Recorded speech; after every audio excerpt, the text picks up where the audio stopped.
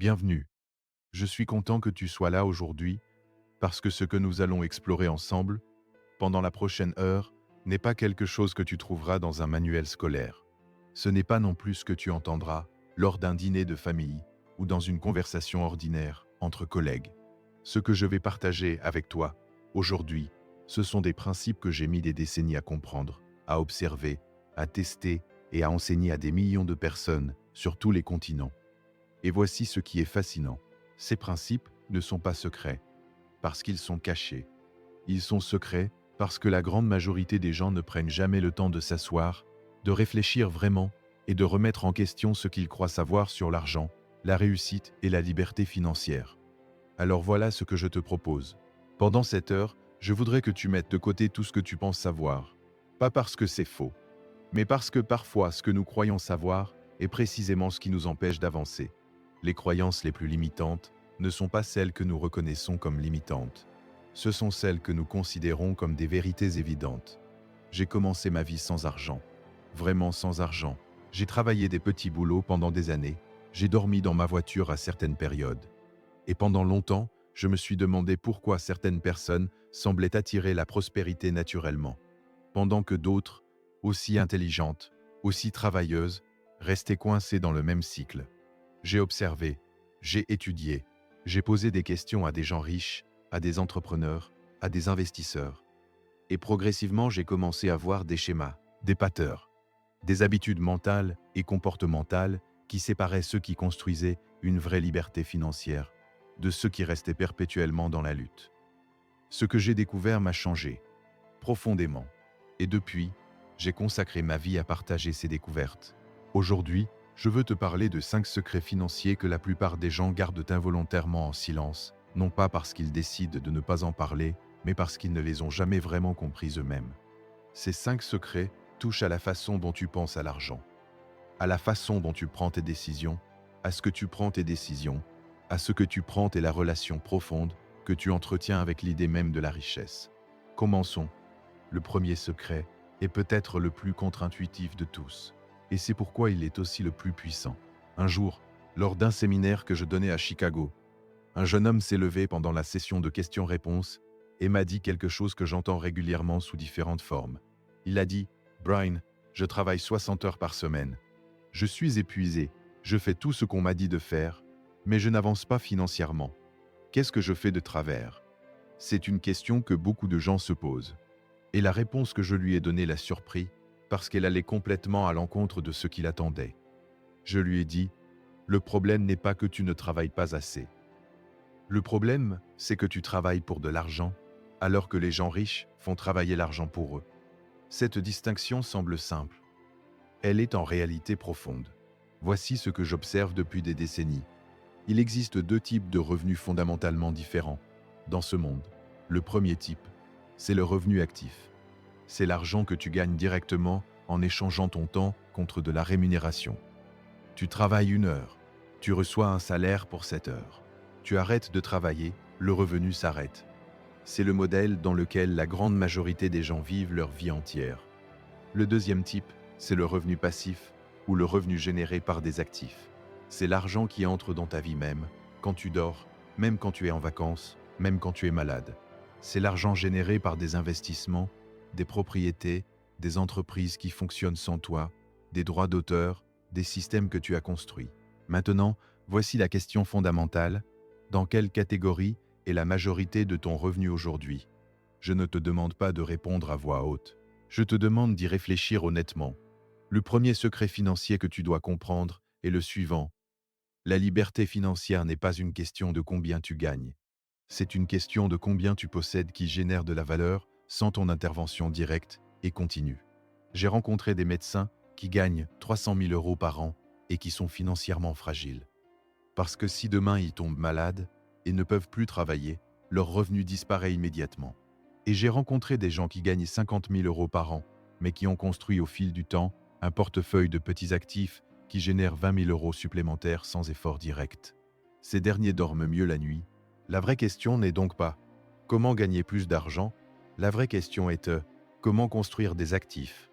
Un actif, dans le sens le plus large du terme, c'est quelque chose qui met de l'argent dans ta poche. Une propriété que tu loues est un actif. Un portefeuille d'actions qui verse des dividendes est un actif. Une entreprise qui fonctionne avec une équipe sans nécessiter ta présence quotidienne est un actif. Un livre que tu as écrit et qui se vend chaque mois est un actif. Un cours en ligne que tu as créé une fois et qui génère des inscriptions est un actif. Le contraire d'un actif, c'est ce que certains appellent un passif. Quelque chose qui prend de l'argent dans ta poche. Une voiture de luxe achetée à crédit est un passif. Un appartement trop grand que tu as acheté en t'endettant excessivement peut être un passif. Tous les abonnements que tu paies chaque mois pour des services que tu n'utilises presque jamais sont des passifs. Ce que j'ai observé chez les personnes qui construisent une vraie richesse au fil du temps, c'est qu'elles ont une obsession presque instinctive pour cette distinction. Elles se posent constamment la question: est-ce que cette décision m'amène vers plus d'actifs ou vers plus de passifs? Et voici où ça devient vraiment intéressant. Cette façon de penser n'est pas naturelle pour la plupart des gens, parce que nous avons tous été conditionnés depuis l'enfance à penser en termes de revenus plutôt qu'en termes de patrimoine. On nous a dit d'aller à l'école, d'obtenir un bon diplôme, de trouver un bon emploi avec un bon salaire. Personne ne nous a appris à construire des actifs. Personne ne nous a enseigné la différence entre posséder quelque chose qui produit de la valeur et simplement recevoir un salaire. Ce n'est pas une critique de l'éducation, c'est une observation. Et l'observation mène à une question pratique. Si personne ne t'a appris ça, quand vas-tu commencer à te l'enseigner toi-même? Parce que voici ce que j'ai appris. Les personnes qui atteignent l'indépendance financière ne sont pas nécessairement plus intelligentes que les autres. Elles ne travaillent pas nécessairement plus dur. Mais elles ont adopté une façon de penser différente sur l'argent. Et elles ont commencé à prendre des décisions différentes, souvent de petites décisions répétées sur le long terme. Un étudiant m'a partagé une histoire qui illustre parfaitement ce principe. Il avait deux amis d'enfance, Thomas et Mark. Ils avaient grandi dans le même quartier, avaient fréquenté la même école, avaient commencé leur carrière à peu près au même moment, avec des salaires similaires. À 40 ans, Thomas avait une belle voiture, un appartement bien décoré, des vacances régulières et pratiquement aucune épargne. Mark, lui, conduisait une voiture ordinaire, vivait dans un appartement modeste, mais avait investi régulièrement depuis ses 25 ans dans un portefeuille diversifié. À 40 ans, Mark avait un patrimoine financier qui générait chaque année un revenu passif significatif. Ce qui est remarquable dans cette histoire, c'est que Thomas ne se considérait pas comme quelqu'un qui gaspillait son argent. Il se voyait comme quelqu'un qui profitait de la vie. Et Mark ne se voyait pas comme quelqu'un de privé. Il se voyait comme quelqu'un qui construisait sa liberté. La différence était dans la façon dont chacun définissait la récompense. Pour Thomas, la récompense était immédiate et visible. Pour Mark, la récompense était différée et structurelle. C'est le premier secret. Commence à penser en termes d'actifs, pas seulement en termes de revenus. Et commence maintenant avec ce que tu as, même si c'est peu. Parce que le temps est le multiplicateur le plus puissant qui existe en finance. Passons maintenant au deuxième secret. Et celui-ci, je dois te prévenir, va peut-être te mettre un peu mal à l'aise. Parce qu'il touche à quelque chose que nous préférons souvent ne pas examiner de trop près. Il y a quelques années, lors d'une session privée avec un groupe d'entrepreneurs à Singapour, j'ai posé une question simple à la salle. J'ai demandé à chaque personne d'écrire sur un bout de papier la phrase suivante. L'argent, c'est... Et puis je leur ai demandé de compléter cette phrase instinctivement, sans réfléchir, avec le premier mot ou la première phrase qui leur venait à l'esprit. Les réponses étaient révélatrices. Certains avaient écrit « L'argent, c'est la liberté ». D'autres avaient écrit « L'argent, c'est le pouvoir ». Mais un nombre surprenant avait écrit des choses comme « L'argent, c'est la source de tous les problèmes ». L'argent, c'est quelque chose que les gens honnêtes n'ont jamais assez. Ou encore « L'argent, c'est sale ». Et là, j'ai vu quelque chose de fascinant. Ces entrepreneurs, des gens qui avaient choisi de créer des entreprises, qui aspiraient à la réussite financière, portaient en eux des croyances profondes qui sabotaient inconsciemment leurs propres efforts. Le deuxième secret financier est le suivant. Ta relation avec l'argent est plus déterminante que ta stratégie financière. Je vais expliquer ce que je veux dire par là. Nos croyances sur l'argent ne se forment pas à l'âge adulte, quand nous commençons à travailler. Elles se forment dans l'enfance, en observant nos parents, en écoutant les conversations autour de la table, en absorbant les attitudes de notre environnement, et ces croyances, une fois installées, fonctionnent comme un programme en arrière-plan dans notre esprit. Elles influencent nos décisions sans que nous en soyons conscients. Si tu as grandi dans un environnement où l'on disait régulièrement que l'argent ne pousse pas dans les arbres, où la richesse était associée à la corruption ou à l'injustice, où les gens aisés étaient regardés avec suspicion ou jalousie, alors quelque part dans ton système de croyance, l'argent est associé à quelque chose de négatif. Et voici le mécanisme psychologique fascinant. Si inconsciemment tu associes l'argent à quelque chose de négatif, ton cerveau va naturellement t'éloigner de l'argent, même quand tu crois consciemment le rechercher. Tu vas saboter des opportunités. Tu vas procrastiner sur des décisions financières importantes. Tu vas dépenser impulsivement dès que tu accumules un peu d'épargne, comme si avoir de l'argent était inconfortable. Ce phénomène a un nom en psychologie. La cohérence interne. Notre cerveau cherche toujours à être cohérent avec nos croyances profondes. Si tu crois profondément que tu n'es pas le genre de personne à être riche, ton cerveau va travailler très dur pour maintenir cette réalité, même à ton insu.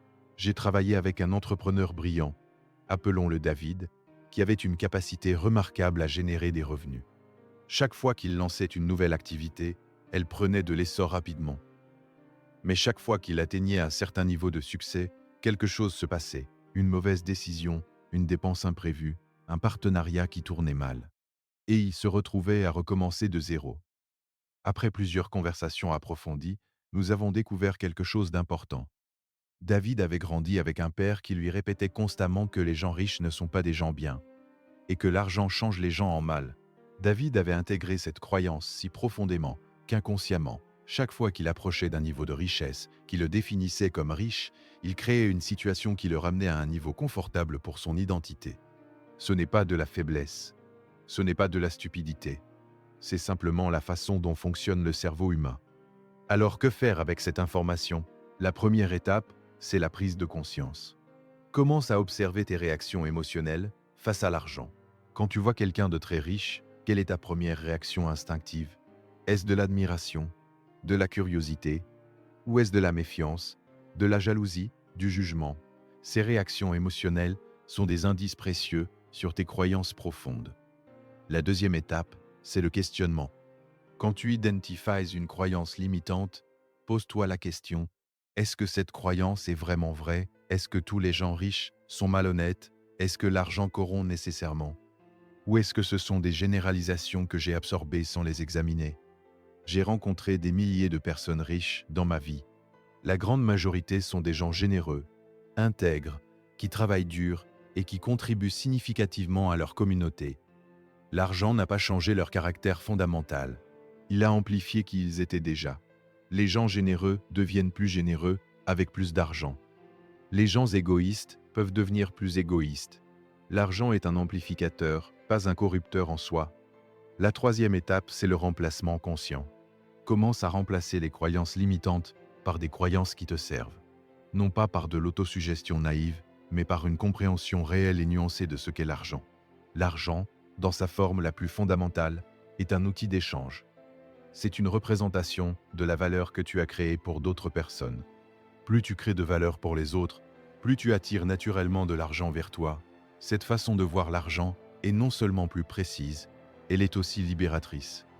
Quand tu commences à penser à l'argent comme à la récompense naturelle de la valeur que tu crées, ta relation avec lui change fondamentalement.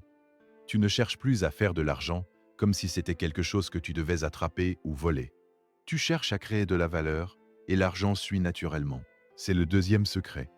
Examine et transforme ta relation profonde avec l'argent, parce que tes croyances inconscientes sont soit tes alliés les plus puissantes, soit tes saboteurs les plus efficaces. Le troisième secret est probablement celui qui crée le plus de résistance quand je le présente pour la première fois, parce qu'il va à l'encontre d'un instinct très humain. Un après-midi, je discutais avec un groupe de jeunes professionnels lors d'un atelier à Paris. L'un d'eux, une jeune femme ambitieuse qui venait de commencer sa carrière, m'a posé une question que j'entends souvent dans une forme ou une autre. Elle a demandé: Brian, j'ai commencé à épargner, mais j'ai l'impression de me priver. Comment est-ce que je peux me motiver à continuer quand je vois mes amis qui dépensent et semblent tellement plus heureux? C'est une tension réelle, et je ne vais pas te dire que c'est facile à résoudre, parce que ce ne l'est pas. Mais voici ce que j'ai répondu à cette jeune femme, et ce que je veux partager avec toi. Le troisième secret financier est le suivant: la discipline financière n'est pas une privation. C'est l'acte le plus profond d'amour envers ton futur toi-même. Laisse-moi développer cette idée. parce qu'elle mérite qu'on s'y attarde. Il y a un concept en psychologie comportementale qu'on appelle le biais du présent. C'est notre tendance naturelle à accorder beaucoup plus de valeur aux récompenses immédiates qu'aux récompenses futures. Notre cerveau est câblé pour préférer 100 € aujourd'hui à 150 € dans 6 mois. C'est une caractéristique évolutive. Pendant la plus grande partie de l'histoire humaine, il était logique de saisir ce qui était disponible maintenant, parce que l'avenir était incertain. Mais dans le monde moderne, ce câblage ancestral aille contre nous financièrement, parce que la richesse est presque toujours le résultat de décisions dont les bénéfices sont différés dans le temps. Voici une façon de visualiser ça. Pense à deux versions de toi-même. Il y a le toi d'aujourd'hui et il y a le toi de dans 20 ans. Ces deux personnes sont liées. Les décisions que le toi d'aujourd'hui prend ont un impact direct sur la qualité de vie du toi de dans 20 ans. Quand tu dépenses impulsivement aujourd'hui, c'est comme si tu volais de la liberté à ton futur toi. Et quand tu épargnes et investis de manière disciplinée aujourd'hui, c'est comme si tu faisais un cadeau à ton futur toi. Maintenant, voici la question qui change tout. Est-ce que tu aimes ton futur toi? Parce que si tu l'aimes vraiment, si tu te soucies vraiment de sa qualité de vie, de sa liberté, de ses options, alors la discipline financière cesse d'être une privation. Elle devient un acte d'amour. J'ai un ami qui a une façon brillante de prendre ses décisions financières. Avant de faire une dépense significative qui n'est pas dans son budget planifié, il se pose une question simple. Est-ce que je préfère avoir ça maintenant? Ou est-ce que je préfère la liberté que cet argent pourrait m'acheter dans 10 ans? Ce n'est pas qu'il ne dépense jamais. Il dépense, mais il dépense avec intention. Il dépense avec intention. Et il y a une différence fondamentale entre dépenser par impulsion et dépenser par choix délibéré. Maintenant, parlons de quelque chose de concret. Parce que je ne veux pas que cette conversation reste dans l'abstrait. Un principe que j'ai enseigné pendant des décennies et qui a transformé la vie financière de milliers de personnes est ce que j'appelle la règle du paiement de soi en premier. Voici comment ça fonctionne. La plupart des gens suivent ce schéma. Ils gagnent de l'argent, ils paient leurs dépenses, et s'il reste quelque chose, ils épargnent. Le problème avec ce schéma, c'est qu'il ne reste presque jamais quelque chose. Les dépenses s'adaptent toujours aux revenus disponibles. C'est ce que les économistes appellent l'expansion des dépenses, la règle du paiement de soi, en première inverse, ce schéma.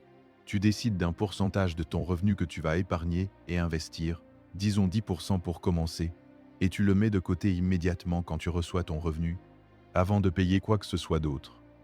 Puis tu vis avec le reste. Ce qui est remarquable avec ce principe, c'est que ça fonctionne. Pas parce que c'est magique, mais parce que ça force ton cerveau à s'adapter aux revenus disponibles réduits. Si tu sais que tu as seulement 4 000 € ce mois-ci, au lieu de 5 000, tu trouveras un moyen de vivre avec 4 000 €. L'être humain est incroyablement adaptable quand il n'a pas le choix. Benjamin Franklin avait une formule que j'aime beaucoup. Ne dis pas que tu ne peux pas te permettre d'épargner. Dis plutôt que tu choisis de ne pas épargner. Parce que c'est toujours un choix.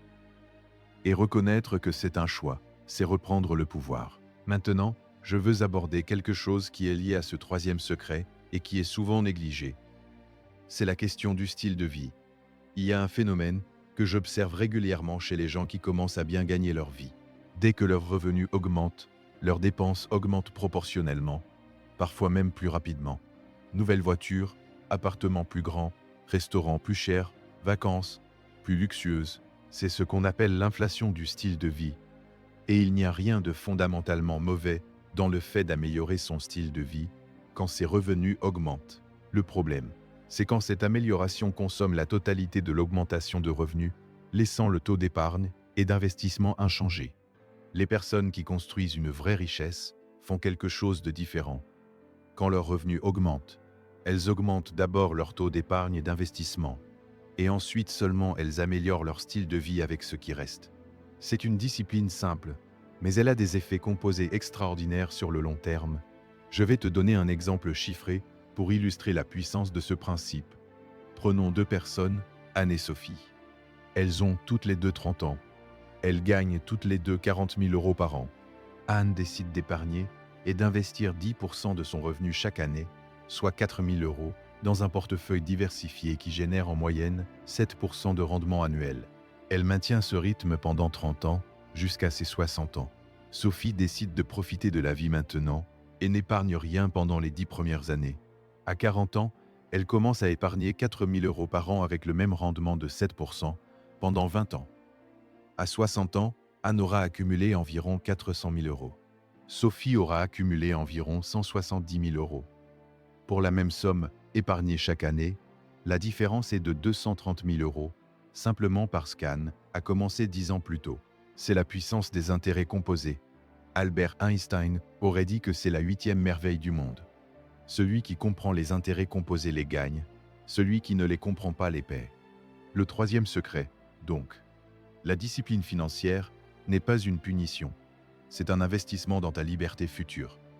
Et plus tôt tu commences, plus la récompense est grande. Nous arrivons maintenant au quatrième secret. Et celui-ci est peut-être le plus mal compris de tous, parce qu'il touche à quelque chose qui semble évident, mais qui est en réalité profondément contre-intuitif. J'étais assis dans un café à Montréal avec un entrepreneur qui venait de vendre son entreprise pour une somme confortable.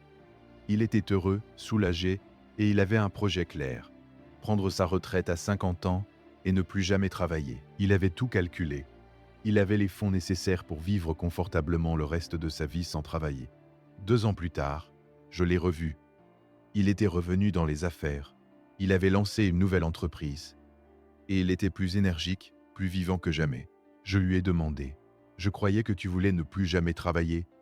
Il m'a regardé avec un sourire. Et il a dit, « Brian, j'ai découvert quelque chose. Ce que je voulais, ce n'était pas ne plus travailler. Ce que je voulais, c'était la liberté de choisir ce que je faisais de mon temps. Et quand j'ai eu cette liberté, j'ai choisi de travailler. Mais cette fois, sur quelque chose qui m'allume vraiment. Cette conversation m'a rappelé quelque chose d'essentiel. Et c'est le quatrième secret financier. Le quatrième secret est le suivant. La richesse n'est pas une destination, c'est un véhicule. Et ce véhicule n'a de valeur que s'il te mène quelque part qui compte vraiment pour toi. Voici ce que j'observe chez les gens qui atteignent la liberté financière et qui restent heureux, épanouis et productifs. Ils n'ont jamais poursuivi l'argent pour l'argent lui-même. Ils ont poursuivi quelque chose de plus grand, une vision, un impact, une façon de vivre. Et l'argent était le moyen d'atteindre cette vision. À l'inverse, les gens qui poursuivent l'argent comme une fin en soi font souvent une découverte douloureuse quand ils l'atteignent. L'argent seul ne remplit pas. Il peut acheter du confort, de la sécurité, des expériences, mais il ne peut pas acheter un sentiment de sens, de connexion ou de contribution. Il y a une étude fascinante menée par des chercheurs de Princeton qui a examiné la relation entre le revenu et le bonheur. Ce qu'ils ont trouvé, c'est que le bonheur augmente effectivement avec le revenu jusqu'à un certain seuil, au-delà duquel l'augmentation de revenus n'apporte plus d'augmentation significative de bien-être au quotidien. Ce seuil varie selon les pays et les contextes, mais le principe reste, l'argent est nécessaire jusqu'à un certain point pour le bonheur, mais il n'est pas suffisant. Ce que cette étude ne dit pas, et c'est important, c'est que l'argent au-delà de ce seuil ne sert à rien. Il sert énormément, mais à des choses différentes. Il sert à financer des projets qui ont du sens pour toi. Il sert à créer des opportunités pour ta famille.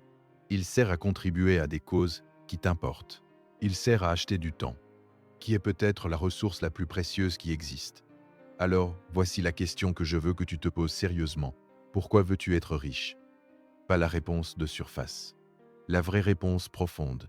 Si ta réponse est pour ne plus avoir de soucis d'argent, c'est une réponse valide. Mais elle est incomplète. Parce que l'absence de soucis d'argent est un état négatif, une absence de quelque chose. Et les états négatifs ne nous motivent pas sur le long terme. Si ta réponse est pour avoir la liberté de passer du temps avec mes enfants pendant qu'ils grandissent, ou pour financer la recherche médicale sur une maladie qui a touché ma famille, ou pour créer des emplois dans ma communauté, ou pour voyager et découvrir le monde, alors tu as une vision positive. Tu as un pourquoi.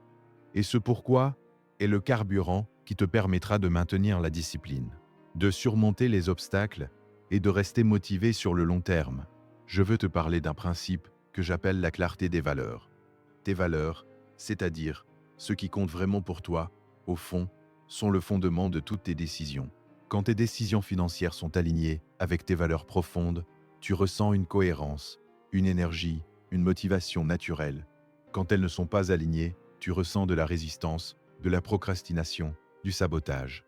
J'ai connu un homme d'affaires qui avait bâti une entreprise très profitable dans un secteur qui ne l'intéressait pas vraiment. Il avait choisi ce secteur parce que c'était lucratif, pas parce que ça correspondait à ses valeurs ou à ses passions. Il gagnait bien sa vie, mais il se levait le matin avec une lourdeur dans la poitrine. Il m'a dit un jour, je réussis financièrement, mais je me sens vide.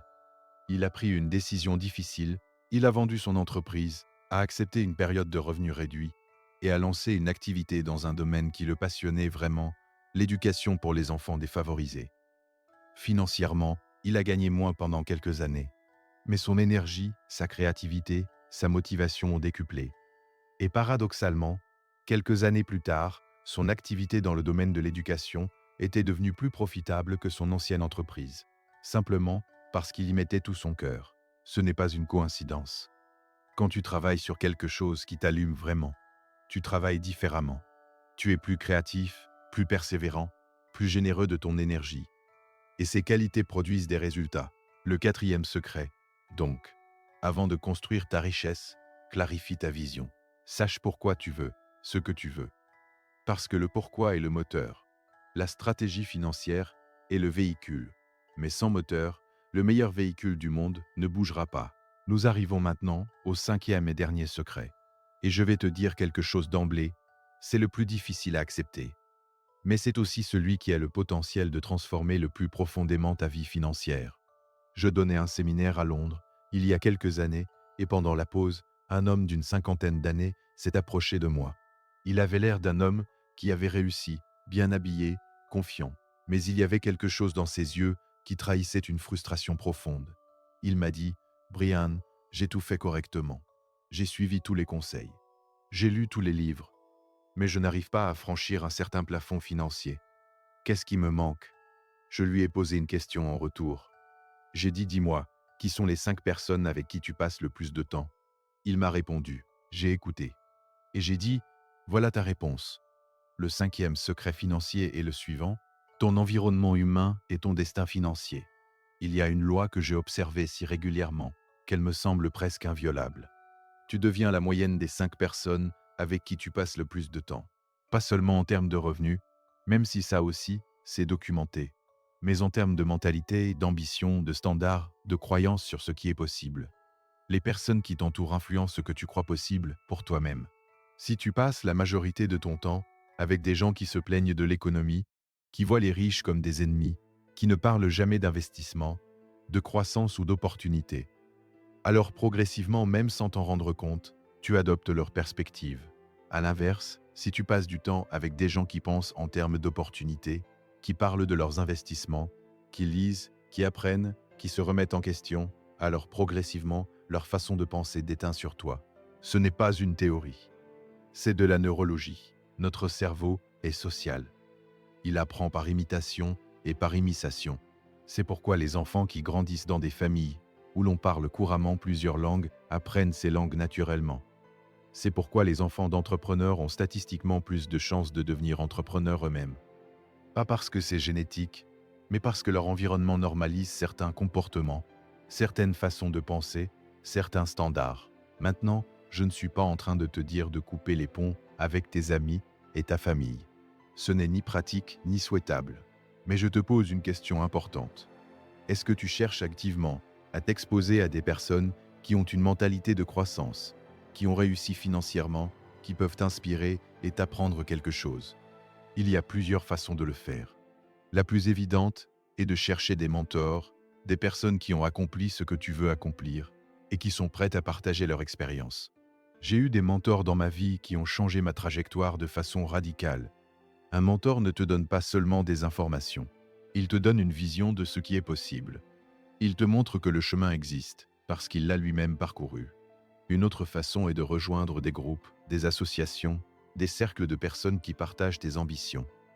Il existe aujourd'hui des groupes d'investisseurs, des clubs d'entrepreneurs, des communautés en ligne et hors ligne, où des gens ambitieux se réunissent pour apprendre, partager et se soutenir mutuellement. Et puis il y a une façon que les gens sous-estiment souvent, les livres et les contenus que tu consommes. Les livres que tu lis, les podcasts que tu écoutes, les vidéos que tu regardes, tout ça constitue ton environnement intellectuel. Chaque heure que tu passes à consommer du contenu inspirant, éducatif et stimulant, est une heure que tu passes en compagnie de penseurs d'entrepreneurs et de leaders qui élèvent ton niveau de réflexion. J'ai développé une habitude il y a des décennies que j'appelle l'heure d'or. Chaque matin, pendant la première heure de ma journée, avant de consulter les nouvelles, avant de plonger dans les urgences quotidiennes, je lis des biographies de personnes qui m'inspirent, des livres sur l'économie, la psychologie, la stratégie, des textes philosophiques qui stimulent ma réflexion. Cette heure quotidienne a eu un impact cumulatif sur ma façon de penser qui est incalculable. Si tu lis seulement 30 minutes par jour dans ton domaine de compétences ou dans un domaine que tu veux développer, tu liras environ 20 livres par an. En 5 ans, tu auras lu 100 livres. En 10 ans, 200 livres. Pense à l'avantage que ça te donne par rapport à quelqu'un qui ne lit pas du tout. Maintenant, revenons à l'homme de Londres. Quand je lui ai demandé qui étaient les 5 personnes avec qui il passait le plus de temps, il m'avait nommé 5 personnes, toutes des amis proches depuis des années. Des gens bien, honnêtes, gentils. Mais aucun d'eux n'était particulièrement ambitieux financièrement. Aucun d'eux n'investissait. Aucun d'eux ne parlait de croissance ou d'opportunités. Leurs conversations tournaient autour des sports, des nouvelles, des problèmes du quotidien. Ce n'était pas le problème de ces personnes. Elles étaient heureuses dans leur vie.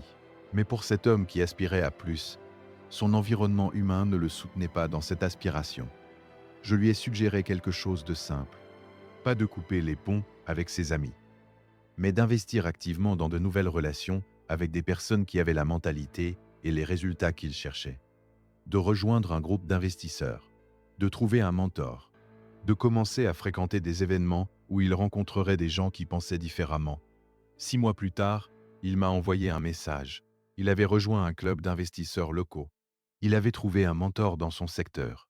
Et pour la première fois depuis des années, il avait l'impression de progresser. Pas seulement financièrement, mais mentalement. Sa façon de voir les problèmes avait changé. Sa façon de voir les opportunités avait changé. Le 5e secret, donc, prends le contrôle de ton environnement humain. Cherche activement à t'entourer de personnes qui élèvent ton niveau de pensée, qui normalisent l'ambition, qui croient en la possibilité de la réussite. Et si tu ne peux pas changer immédiatement les personnes autour de toi, change les contenus que tu consommes. Les livres, les podcasts, les vidéos sont des portes d'entrée vers des esprits extraordinaires. Maintenant que nous avons exploré ces 5 secrets, je veux prendre un moment pour parler de quelque chose qui les relie tous. Parce que ces 5 secrets ne sont pas des stratégies isolées. Ils font partie d'une façon de vivre, d'une philosophie que j'ai observée chez les personnes les plus réussies que j'ai rencontrées dans ma vie. Cette philosophie peut se résumer en 3 mots. Clarté, discipline et persévérance. La clarté, c'est savoir exactement ce que tu veux et pourquoi tu le veux. C'est avoir une vision précise de ta vie idéale, de tes objectifs financiers, de ta raison d'être. Sans clarté, tu ne peux pas tracer un chemin. Tu ne peux pas prendre des décisions cohérentes. Tu te retrouves à réagir aux circonstances plutôt qu'à créer ta vie. J'ai une pratique que je recommande depuis des années et qui a un impact remarquable sur la clarté. C'est l'écriture quotidienne de ses objectifs. Chaque matin, prends une feuille de papier et écris tes 10 objectifs les plus importants. Au présent, comme s'ils étaient déjà accomplis. Je gagne X euros par an. Je possède un portefeuille d'investissement qui génère X euros par mois. Je vis dans une maison qui correspond à ma vision. Ce n'est pas de la pensée magique. C'est de la programmation de l'attention. Quand tu écris tes objectifs chaque matin, tu programmes ton cerveau à remarquer les opportunités, les informations et les ressources qui correspondent à ces objectifs. Ton système d'activation réticulaire, la partie de ton cerveau qui filtre les informations importantes, se met au service de tes objectifs. La discipline, c'est la capacité à faire ce que tu as décidé de faire.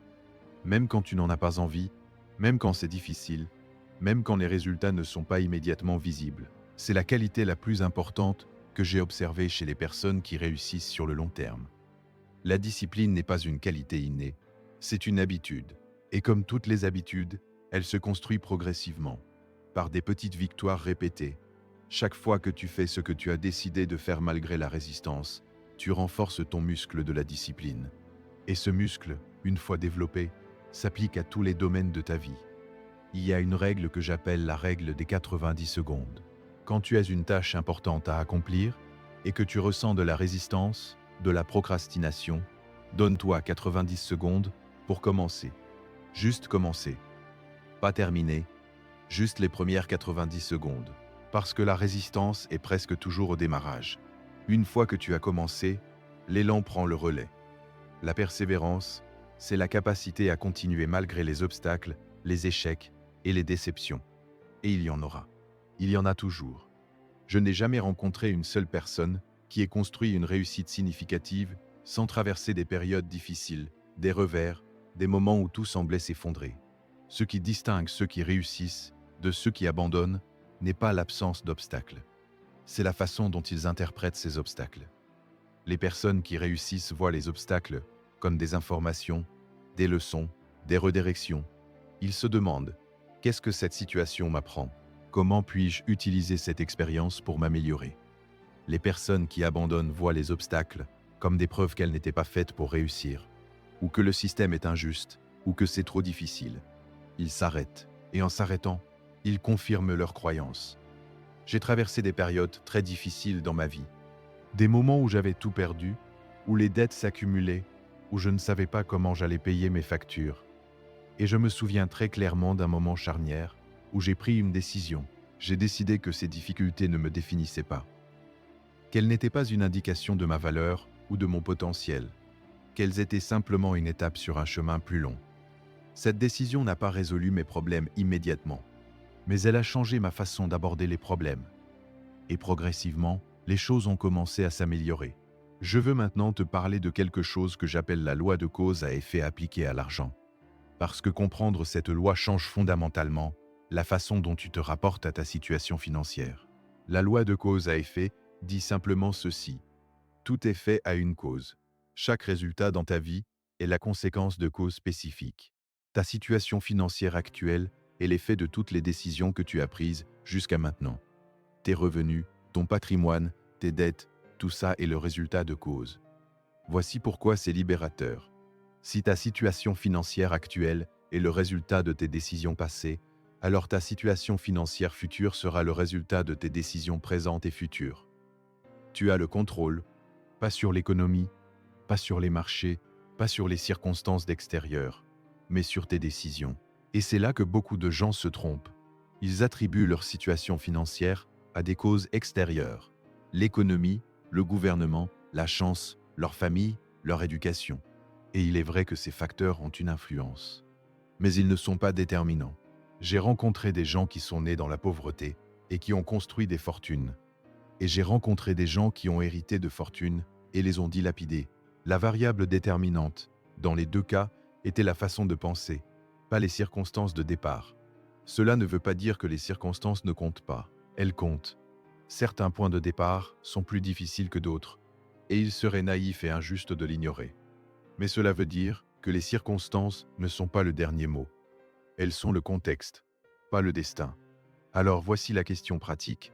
Si tu veux des résultats financiers différents, quelles causes dois-tu créer? Quelles décisions dois-tu prendre différemment? Quelles habitudes dois-tu développer? Quelles connaissances dois-tu acquérir? Ces questions sont les bonnes questions. Ce sont des questions de responsabilité personnelle.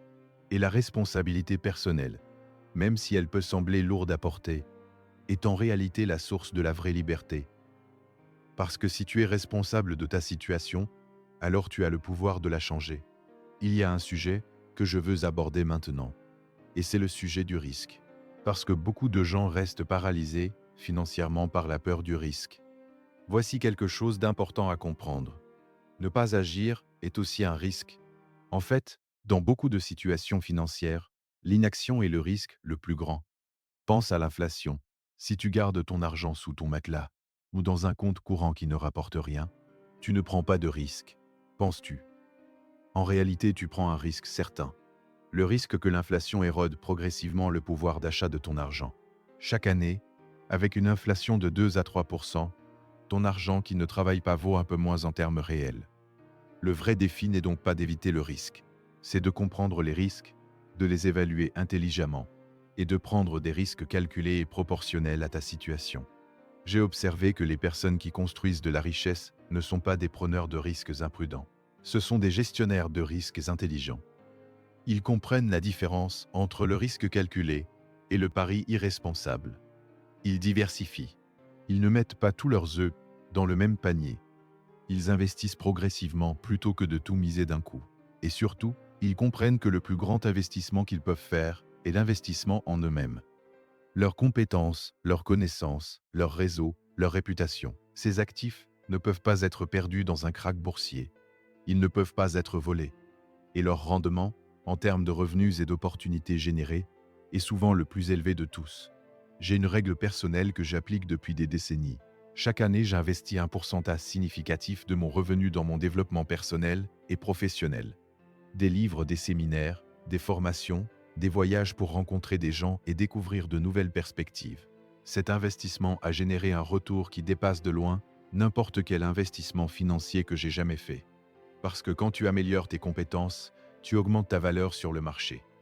Et quand tu augmentes ta valeur sur le marché, tu augmentes naturellement tes revenus et tes opportunités. Parlons maintenant d'un concept que j'appelle la pensée à long terme. C'est peut-être la caractéristique la plus distinctive des personnes qui construisent une vraie richesse. Il y a une étude fascinante, réalisée par le sociologue Edward Benfield de Harvard dans les années 70. Il a étudié la mobilité sociale sur plusieurs générations, cherchant à comprendre ce qui distinguait les familles qui s'élevaient socialement et économiquement de celles qui stagnaient ou déclinaient. Sa conclusion était surprenante pour beaucoup. Ce n'était pas l'intelligence, ce n'était pas l'éducation, ce n'était pas les relations. La variable la plus prédictive était ce qu'il appelait l'orientation temporelle. Les familles qui s'élevaient socialement et économiquement avaient une orientation vers le long terme. Elles prenaient des décisions en pensant à leurs effets sur des années, voire des décennies. Les familles qui stagnaient avaient une orientation vers le court terme. Elles prenaient des décisions en fonction des besoins et des désirs immédiats. Ce que Banfield a découvert, c'est que l'orientation temporelle est une façon de penser qui peut être développée. Ce n'est pas fixe, et elle a un impact profond sur la qualité des décisions que l'on prend. Pour chaque décision financière importante que tu dois prendre, demande-toi quel sera l'impact de cette décision dans 1 an, dans 5 ans, dans 10 ans. Cet exercice simple force ton cerveau à sortir du court terme et à considérer les conséquences à long terme. Un entrepreneur que j'ai coaché avait une habitude de prendre des décisions rapides, souvent impulsives, dans ses affaires. Il réagissait aux opportunités et aux problèmes du moment sans vraiment considérer les implications à long terme. Ses affaires étaient en dents de scie, avec des hauts et des bas constants. Je lui ai suggéré d'adopter une règle simple pour toute décision majeure, se donner 48 heures de réflexion minimum. Et pendant ces 48 heures, se poser systématiquement la question « Dans 5 ans, est-ce que je serai content d'avoir pris cette décision ?» Cette simple règle a transformé la qualité de ses décisions. Il a commencé à refuser des opportunités qui semblaient attractives à court terme, mais qui compromettaient ses objectifs à long terme. Il a commencé à investir dans des choses qui ne payaient pas immédiatement, mais qui construisaient une valeur durable. La pensée à long terme s'applique aussi à la façon dont tu gères tes relations professionnelles. Les personnes qui réussissent sur le long terme construisent des réputations de fiabilité, d'intégrité et de générosité. Elles savent que dans le monde des affaires, la confiance est la monnaie la plus précieuse. Et la confiance se construit sur le long terme par des actions cohérentes répétées. J'ai toujours dit que la meilleure stratégie de networking n'est pas de chercher ce que tu peux obtenir des autres. C'est de chercher comment tu peux créer de la valeur pour les autres. Quand tu aides les gens sans attente immédiate de retour, tu construis un capital de bonne volonté qui finit toujours par te revenir, souvent de façons inattendues et dans des proportions que tu n'aurais pas pu prévoir. Je veux aborder maintenant un sujet qui est souvent tabou dans les conversations sur l'argent, et c'est la question des erreurs et des échecs financiers. Presque chaque personne que j'ai rencontrée qui a construit une réussite financière significative a traversé au moins une période d'échec majeur. Une faillite, un investissement catastrophique, une entreprise qui s'est effondrée, une perte financière importante. Ce n'est pas l'exception, c'est presque la règle. Ce qui distingue ces personnes, ce n'est pas qu'elles n'ont pas échoué, c'est qu'elles ont développé une relation différente avec l'échec. Dans la culture populaire, l'échec est souvent présenté comme quelque chose à éviter à tout prix, quelque chose de honteux, quelque chose qui définit ta valeur, et cette perception de l'échec est paralysante. Elle pousse les gens à ne pas essayer, à ne pas prendre de risques, à rester dans leur zone de confort, même quand cette zone de confort est en réalité une zone de stagnation. Les personnes qui réussissent ont une perspective différente. Elles voient l'échec comme un feedback, comme une information. comme une partie inévitable et nécessaire du processus d'apprentissage et de croissance. Thomas Edison, qui a essayé des milliers de fois avant de mettre au point une ampoule électrique fonctionnelle, avait cette façon de voir. Quand on lui demandait comment il avait réussi après autant d'échecs, il répondait qu'il n'avait pas échoué.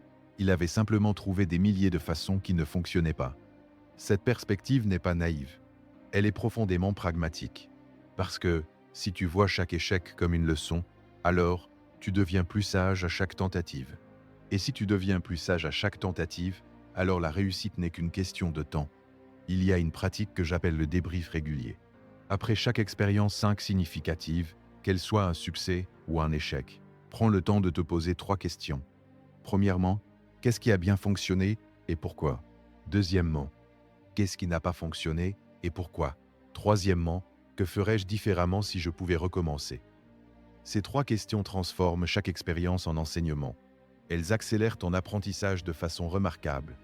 Et elles te permettent de ne pas répéter les mêmes erreurs, ce qui est l'une des caractéristiques les plus importantes de la réussite à long terme.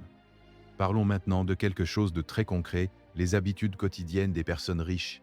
Après avoir étudié et interviewé des centaines de personnes très riches, j'ai identifié plusieurs habitudes qui reviennent de façon consistante.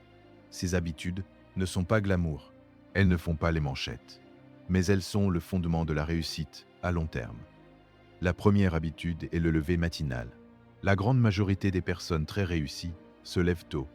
Pas parce que les heures du matin sont magiques en elles-mêmes, mais parce que les heures matinales, avant que le monde se réveille et commence à faire des demandes sur leur temps et leur attention, sont les heures les plus précieuses pour la réflexion, la planification et le travail profond. La deuxième habitude est la lecture régulière. J'ai déjà mentionné l'heure d'or.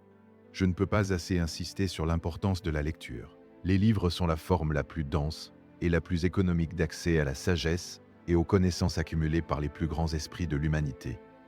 1 heure de lecture par jour peut littéralement transformer ta façon de penser en quelques mois. La troisième habitude est la planification.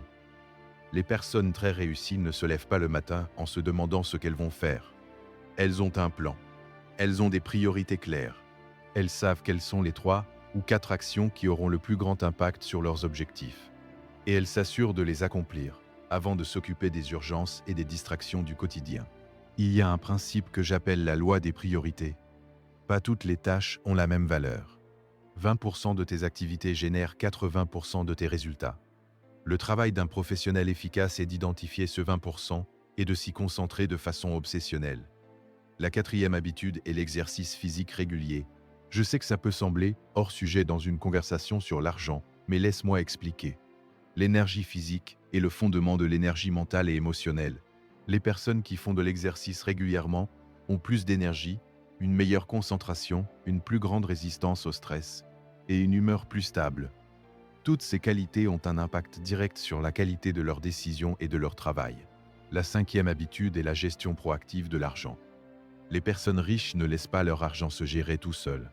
Elles suivent leurs dépenses. Elles ont un budget. Elles examinent régulièrement leurs investissements. Elles ont une vision claire de leur situation financière à tout moment. Il y a un proverbe qui dit « Ce qui se mesure s'améliore ». C'est particulièrement vrai pour les finances personnelles. Si tu ne sais pas combien tu gagnes, combien tu dépenses, combien tu épargnes et combien tu investis, tu ne peux pas prendre de bonnes décisions financières. Tu navigues à l'aveugle. Je recommande à tout le monde de faire un bilan financier mensuel, simple. Combien ai-je gagné ce mois-ci? Combien ai-je dépensé? Combien ai-je épargné? Quelle est la valeur de mes actifs? Quel est le montant de mes dettes? Ce bilan simple te donne une vision claire de ta situation et te permet de prendre des décisions éclairées. Il y a un dernier concept que je veux explorer avec toi avant de conclure. C'est le concept de la générosité stratégique. J'ai observé quelque chose de paradoxal chez les personnes les plus riches que j'ai connues. Les plus généreuses d'entre elles sont souvent les plus prospères. Pas parce que la générosité attire magiquement la richesse, mais parce que la générosité est un symptôme d'une façon de penser qui génère naturellement la réussite. Les personnes généreuses pensent en termes d'abondance, pas de rareté. Elles croient qu'il y a assez pour tout le monde. Elles ne voient pas le succès des autres comme une menace pour leur propre succès. Et cette mentalité d'abondance les libère pour prendre des décisions plus créatives, plus collaboratives et plus orientées vers la création de valeur. À l'inverse, Les personnes qui ont une mentalité de rareté tendent à être compétitives dans le mauvais sens du terme. Elles gardent leurs connaissances pour elles. Elles évitent la collaboration. Elles voient chaque opportunité comme limitée et chaque succès d'autrui comme une perte pour elles-mêmes.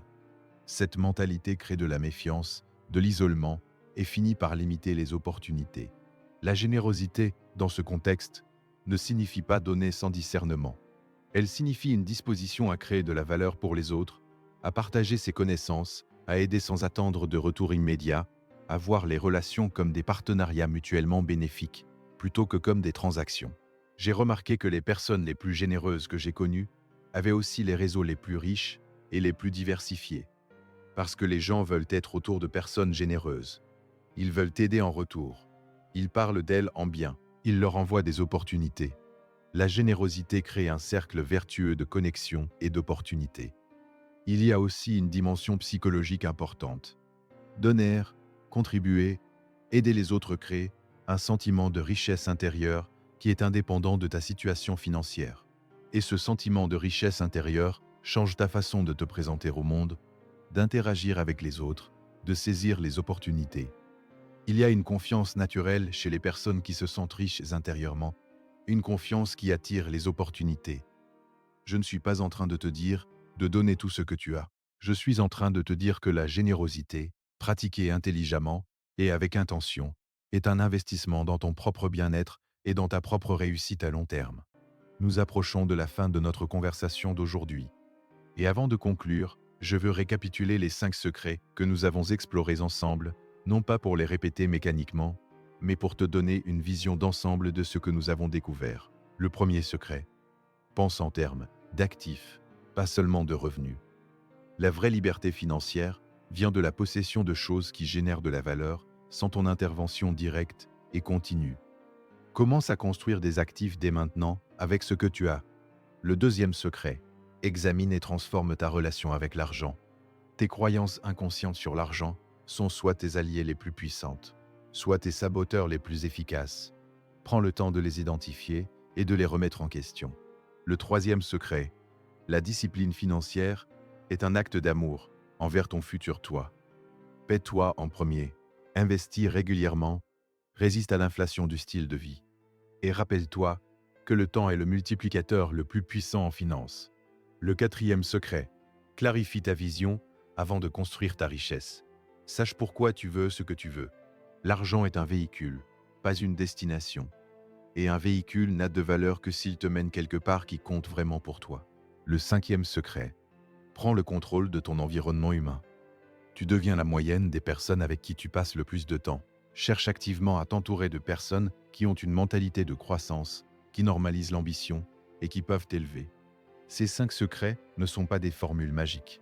Ils ne vont pas transformer ta vie du jour au lendemain. Mais appliqués de façon cohérente, sur le long terme, avec clarté, discipline et persévérance, ils ont le pouvoir de transformer profondément ta trajectoire financière. Voici ce que je veux que tu retiennes de cette conversation.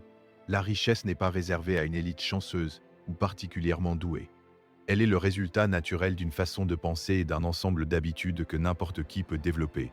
Pas facilement, pas rapidement, mais réellement. Chaque jour, tu prends des dizaines de décisions qui ont un impact sur ta situation financière future. La décision de dépenser ou d'épargner, la décision d'apprendre quelque chose de nouveau ou de regarder une émission de télévision, la décision de chercher un mentor ou de rester dans ta zone de confort, la décision de te lever tôt pour travailler sur tes projets ou de rester au lit, la décision de voir un obstacle comme une leçon ou comme une preuve que tu n'es pas fait pour réussir. Ces décisions semblent petites dans l'instant, mais leur effet cumulatif sur des mois, des années, des décennies est immense. Je veux te laisser avec une image qui me revient souvent quand je pense à la construction de la réussite financière. Pense à un avion qui décolle de Paris avec pour destination New York. Si au moment du décollage, le pilote ajuste légèrement le cap d'un seul degré vers le nord, l'avion n'arrivera pas à New York. Il arrivera quelque part en Nouvelle-Angleterre. À des centaines de kilomètres de sa destination prévue, tes habitudes quotidiennes sont ce léger ajustement de cap. Chaque jour, tu peux choisir d'ajuster ton cap d'un degré vers la liberté financière ou d'un degré dans la direction opposée. Dans l'immédiat, la différence est imperceptible. Mais sur 20 ans, La différence est extraordinaire. Tu as tout ce qu'il faut pour commencer. Tu as l'intelligence, tu as la capacité d'apprendre, tu as la liberté de prendre des décisions différentes à partir d'aujourd'hui. La seule question est-ce que tu vas le faire? J'ai commencé cette conversation en te disant que j'avais commencé ma vie sans argent, sans diplôme, sans réseau, et j'ai construit une vie de liberté, d'impact et de satisfaction que je n'aurais pas pu imaginer dans mes premières années. Pas parce que j'ai eu de la chance, mais parce que j'ai découvert ces principes, je les ai appliqués avec discipline, et je n'ai jamais abandonné. Tu peux faire de même.